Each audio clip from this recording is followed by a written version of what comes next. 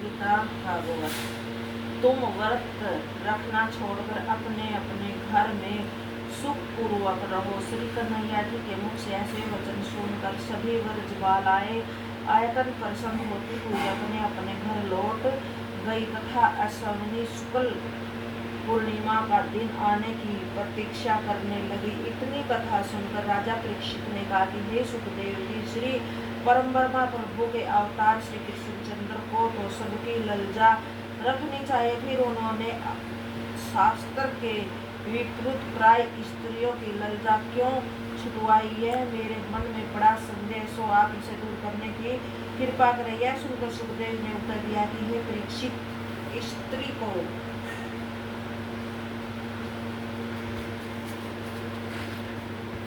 जल में नग्न स्नान करने से भारी पाप लगता है। जल में स्नान करने वाली स्त्री जब तक उसी अवस्था में पर पुरुष के सामने न जाए तब तक उसका वह पाप नष्ट नहीं होता। इसलिए श्री कृष्णचंद्र जी ने ऐसा करके उनका दोष दूर कर दिया था।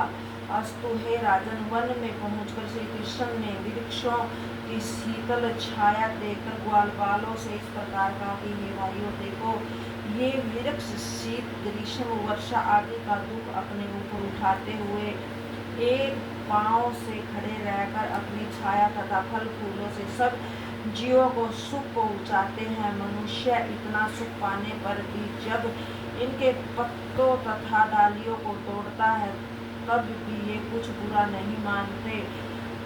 जब इनमें फल फूल लगे रहते हैं तब ये उनके द्वारा गट्टियों को आतिथ्य सत्कार करते हैं, और जब वे समाप्त हो जाते हैं तब संकोच से अपना मस्तक झुका लेते हैं। धनवान तथा निर्धन दोनों को बराबर जानकर योगियों के समान तप करते रहते हैं। अतः संसार में उसी का जन्म सफल समझना चाहिए जो स्वयं कष्ट उठाकर दूसरों का उपकार करता रहे। इस प्रकार वृक्ष की प्रशंसा करने के पश्चात श्री श्याम सुंदर ग्वालबालों सहित घर लौट आए। श्री सुखदेव जी बोले कि हे परीक्षित, एक दिन श्याम बलराम वन में गोचराते हुए ग्वालबालों सहित खेल रहे थे। उसी समय कुछ ग्वालों ने श्री श्याम सुंदर जी से कहा कि हे भैया कृष्णचंद्र जी, हम लोग अपने घर से जो कलेवा लाए थे वह तो खा चुके थे, पर अब हमारी भूख नहीं गई है, इसलिए आप हमें कुछ खिलाने की कृपा करें। यह सुनकर अंतर्यामी श्री कृष्ण ने अपने मन में यह विचार किया कि मथुरावासी ब्राह्मणों की स्त्रियां जो मेरे दर्शन की लालसा है, सो उनकी इच्छा आज पूर्ण करनी चाहिए। यह सोचकर श्री श्याम सुंदर ने ग्वालबालों से इस प्रकार कहा कि हे भाइयों, वह देखो वन में जहाँ धुआं उठ रहा है वहाँ मथुरिया ब्राह्मण अगिरस नामक यज्ञ सर्वक की प्राप्ति के लिए कर रहे हैं, सो तुम वहाँ जाकर दंडवत करके उनसे मेरा ही तथा बलराम भाई का नाम ले लेना और कहना कि हमें भूख लग रही है, सो आप कुछ भोजन दे दो। यह सुनकर कई ग्वाले उनके पास जाकर दंडवत करने के उपरांत इस प्रकार कहा कि हे महाराज, हमें श्री कृष्णचंद्र जी ने भोजन लेने के लिए भेजा, सो आप कृपा करके हमें कुछ खाने के लिए दे दीजिएगा। हे परीक्षित, वे अज्ञानी ब्राह्मण श्री श्याम सुंदर की महिमा को नहीं जानते थे, इसीलिए ग्वालबालों की बात सुनकर उन्होंने इस प्रकार उत्तर दिया, रे मूर्ख, हमने यह भोजन यज्ञ के लिए तैयार किया है, अतः जब यज्ञ समाप्त नहीं हो जाता तब तक हम तुम्हें खाने के लिए कुछ भी नहीं मिलेगा।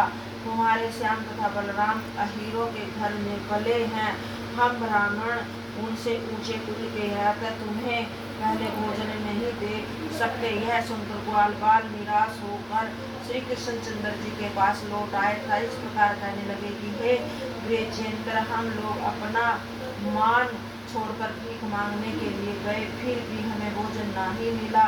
यह सुनकर श्री कृष्णचंद्र ने हंसते हुए बलराम से इस प्रकार कहा कि हे भैया, भक्ति के बिना ब्राह्मण भी हमारे भेद को नहीं जानते हैं। वे ऐसे अज्ञान में पड़े हैं कि उन्हें यह पता नहीं है कि यज्ञ तथा हवन का स्वामी कौन है।